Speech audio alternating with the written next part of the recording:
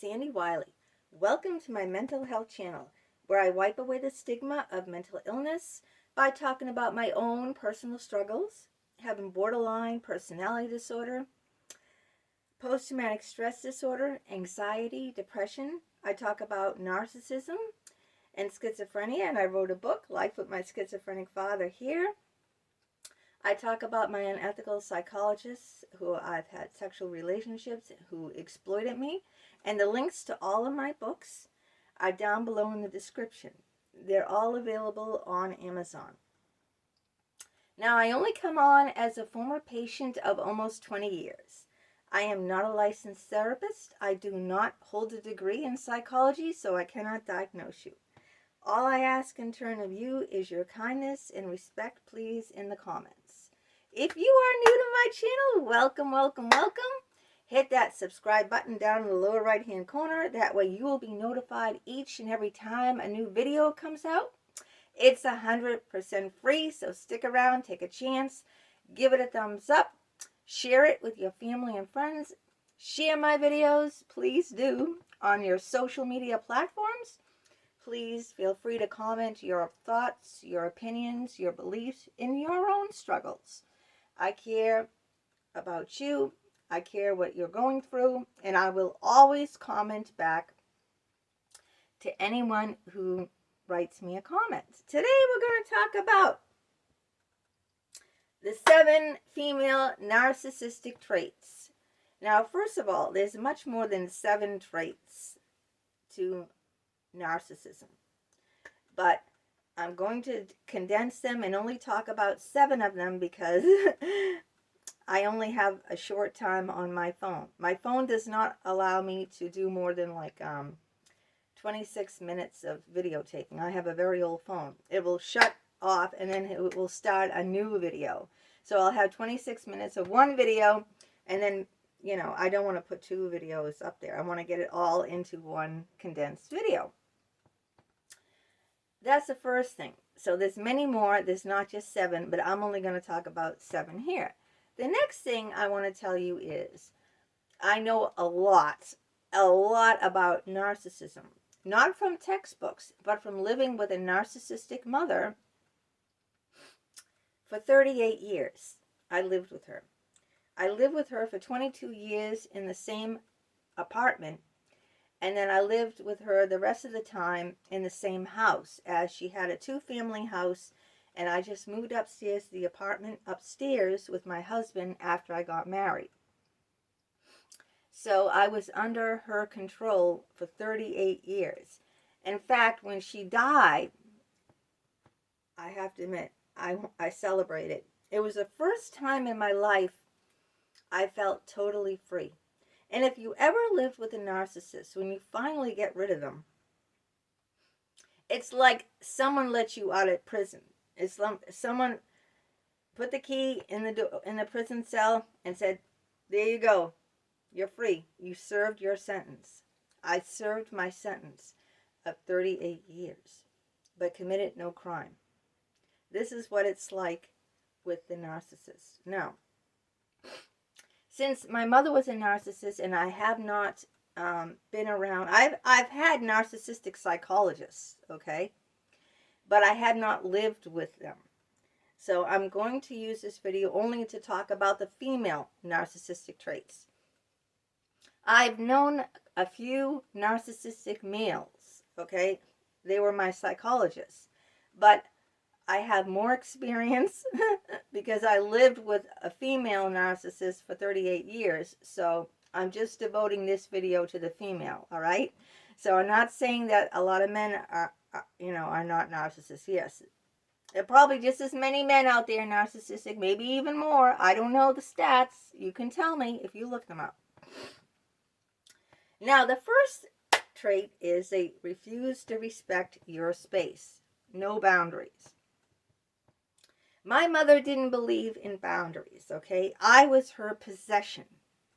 She treated me like, she bought me in a store like a child would have a Barbie doll or a baby doll. When I was little, I was like a little baby doll. Oh, you know, a little girl gets a doll, a baby doll. I had baby dolls. Then she destroyed them. But, you know, you play with the doll, you dress the doll, you brush the doll's hair. Any of you girls out there remember when you were young and you played with dolls? All right? But the doll doesn't cry. Oh, maybe some of them have sound, but you can shut the sound off with the battery. The doll doesn't wet her pants. The doll isn't demanding. And you can throw the doll in the toy chest when you're done with it, right? They don't keep you up at night. You see what I'm saying? It's a doll. It's an inanimate object. It isn't real. It isn't human. It doesn't have thoughts. It doesn't have feelings. Well, that's how she treated me, like a doll, okay? She loved to dress me up and play and everything like that, but that's the extent of it, you know? And then when it was too much, she just threw me in the toy chest and be done with me. She didn't give two shits about me, you know? I was her possession, just like a toy.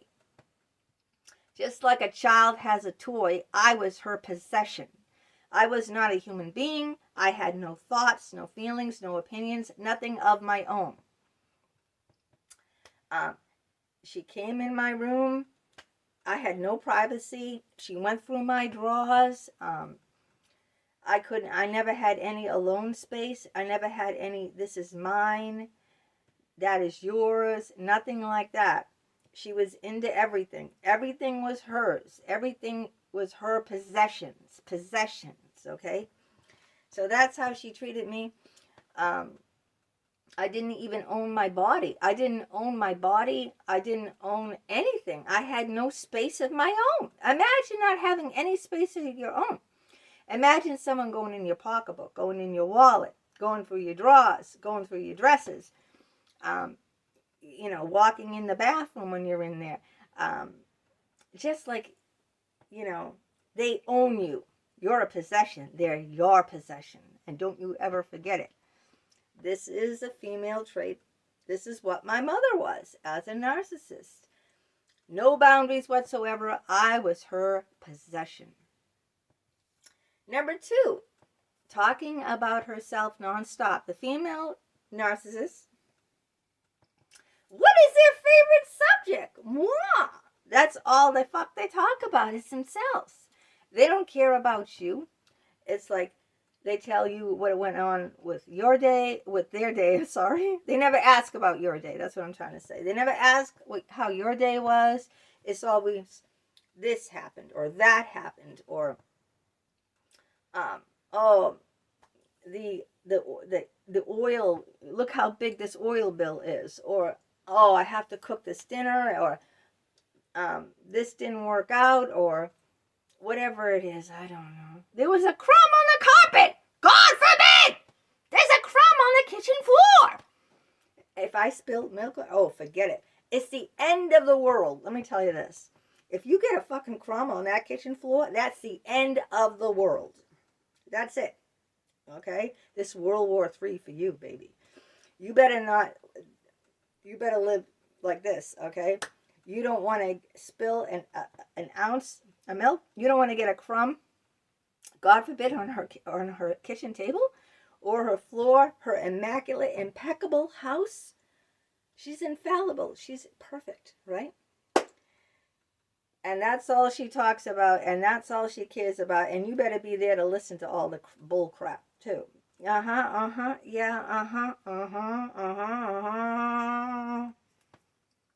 Number 3, they play the victim.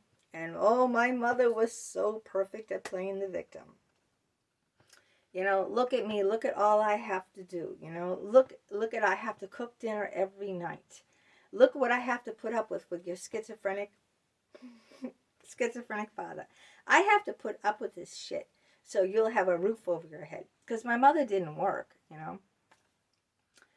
And my father did. I have to put up with this shit. If it wasn't for you, you know, always playing the victim, then I wouldn't have to be here. Look at all I have to do for you. And then the next thing is they play the martyr. That's number 4, playing the martyr, which goes along with the victim. But the victim is something happening, you know. They always acting like something is happening to them, like woe is them, feel sorry for them, feel bad for them. They have life so hard. And the martyr too is like, look at all I'm doing, for you. Look at how hard. It's a little different than the victim, the martyr. Look at how hard I have to, sweat over the kitchen, slave over the kitchen, and cook this dinner, cook this dessert. Look at how hard I have to keep this house up. I have to sweep the floor 3 times a day because, I can't have a crumb on it. You could eat off the floor, okay? I have to do this, and I have to do all this for you. Look at what a wonderful mother I am, Look at how much I do for you, Look at all this I'm doing for you. I'm putting you through high school. I'm giving you a roof over your head. And, she didn't even buy me clothes. I wore secondhand clothes, and I'm an only child. And I wore secondhand clothes. So I'm used to wearing secondhand clothes. All my clothes that you see on me here, all from thrift stores, not from department stores. They're secondhand clothes, all right? Marked way, way down because people already worn them for years, all right? That's why my clothes look so vintage and out of date, because I get them in a thrift store. But where I got my clothes was my mother had this best friend named Sherry, okay? Sherry didn't work either. But Sherry's husband was like a lead engineer, and he made very good money. Sherry traveled all over the world. She went to the Wall of China. She'd been to Taj Mahal in India. She's been all over Europe. She's been to Africa, the pyramids. I mean, she was loaded. And Sherry bought very good clothes for her daughter, Mary. She had 2 children, Mary and Jerry. I think I wrote this in the book, Life with My Schizophrenic Father. So if you buy that book, you'll read all about Sherry in that book. And she bought Mary very good clothes. But Mary didn't have a sister. She only had one brother, Jerry. So being my mother's best friend, she gave Mary's clothes that she outgrew to my mother to hand down to me. They weren't that bad. I'm not complaining, but my mother never, spent any money on me when she complains how much she did for me. All right, the next thing is number 5 is no regard for your feelings, okay? They don't want to hear it. They don't want to listen. They're not the type of person that you can turn to if you have troubles, if you need to talk. My mother would get upset. She'd be watching her TV show, Oprah, and it was my birthday. And all I wanted to do was, see her for a few minutes on my birthday. So I came downstairs. This is after I was married and living upstairs. So I came downstairs and I said, "Hi, Mom." And I sat in a chair. And it was my birthday. And she said, "Don't bother me. I'm watching Oprah." And I sat there stunned. And I'm trying to talk to her. And she's watching her show like this. When I was little and I tried to talk to my mother, you know what she'd do? She'd take something heavy, like, I don't know what this is. This heavy, thick book. This is heavy. And she'd throw it at me across the room and hit me. I mean, which will get me to the next thing. So don't fucking bother me, okay? Go talk to your father. The next thing is they are emotionally, verbally, physically abusive, all right? She called me horrific names, like I can't say it here. I can't say some of the names here because they'll just delete this video and then kick me off YouTube. But horrific names as a little child. She'd tell me to go fuck myself. That was when she was nice. She'd tell me that. She leaves long scratches and scars and welts on my body, had me bleeding. She'd beat me to a pulp. She'd say, "You stupid, you fat." And those are the nice things she said. There's the silent treatment is another thing. Now, people don't understand how that's emotional abuse about the silent treatment. They think, well, if your mother isn't saying anything or doing anything, how is that abusing you? She's not putting you down. It is abuse. It's emotional abuse. To treat someone like they're not even there, like they don't even exist, that's severe. That's even worse than physical abuse. Like you're nothing. You're nil. You're nil. You're not there. Where are you? You're not there. Not to say anything. To ignore you for days and weeks on end. The silent treatment is severe, severe emotional abuse. Not to acknowledge that your child is there. Okay? And a lot of parents do this. They just, act like they'll carry on. They'll even have sex in front of their children. And just like pretend like the child it's not even there, They'll do whatever they want to do. Talk about their sex life to you. Just like I said, they have no boundaries. So they'll treat you. Another thing is and this is abuse too, when they treat you like a friend. You're not their friend, okay? You're not their psychologist, all right? So if you have a narcissistic mother or girlfriend, or they'll dump all their shit on you and expect you to be everything. They'll expect you to be their shrink. They'll expect you to be their nursemaid. They'll expect you to be, they'll expect it. And God forbid if you're not, God forbid if you're not, it's just really horrific.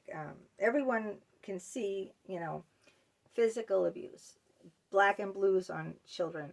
And they can see and they can hear verbal abuse when someone is screaming or swearing or belittling, putting down, criticizing someone, judging someone. But emotional abuse is much harder because people don't recognize the signs of emotional abuse. People don't know because you can't see it. You don't hear the mother saying anything bad. So you think that's a great mother, but you don't know what's going on behind closed doors. The worst thing of all the child can feel is unloved, okay? Everyone needs to be loved and made special. And I grew up never feeling special. I mean, I just felt like I was, like a doll. In fact, my Aunt Connie used to call me Dolly. What does that tell you? She used to call me this even when I was, 16 or 17. Dolly. I'm an inanimate object, okay? I'm just there to, just there to look pretty and to play with, and then just be tossed aside like a doll when a child doesn't need it anymore.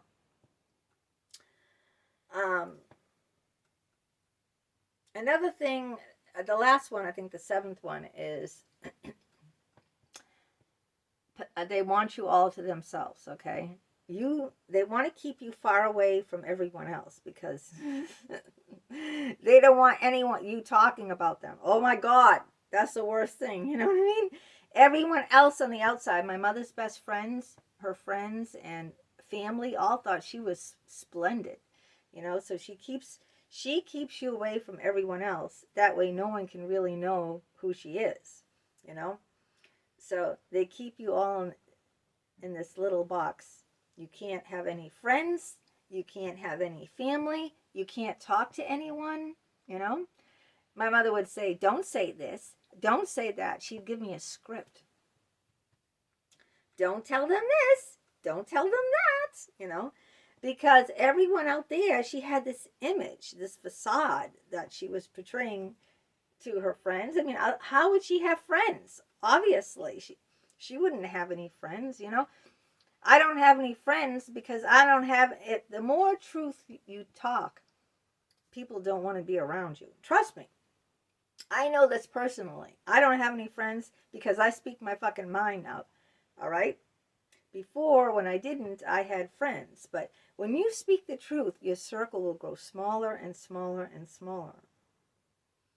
This is what happens, when you speak up and you speak the truth. She always had this facade that she was, the best. I'm the best mother in the world. Look at all I do and sacrifice for my daughter. And she's just a lazy bum, who doesn't even clean her room. And she makes life so difficult.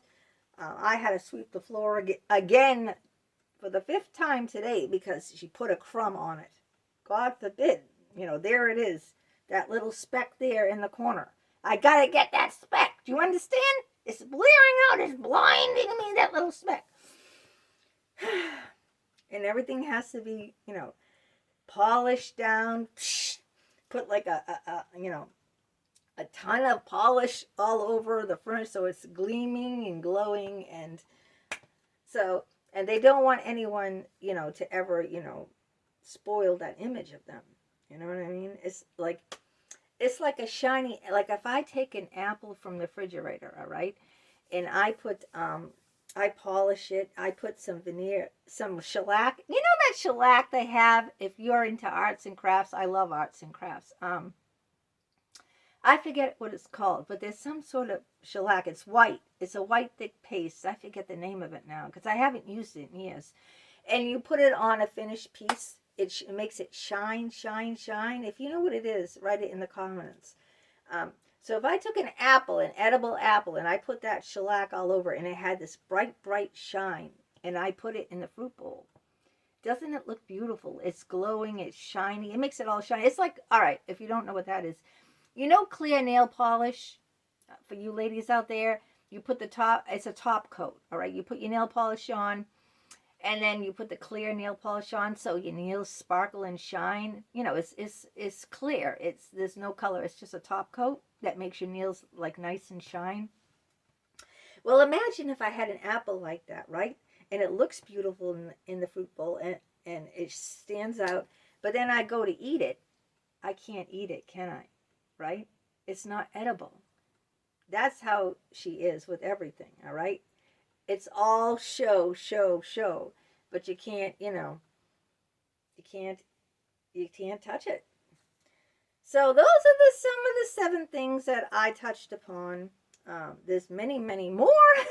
And I would be here for much longer talking about them. But trying to condense this video.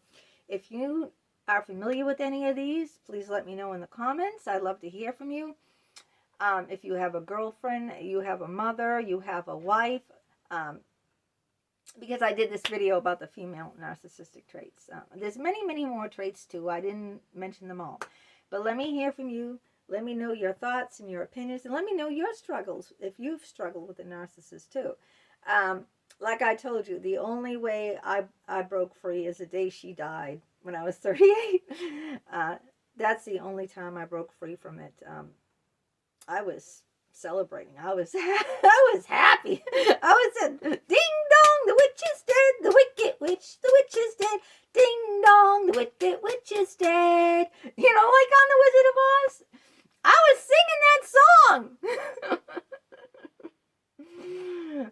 All right. Until next time, take care and let me hear from you, please. Bye-bye.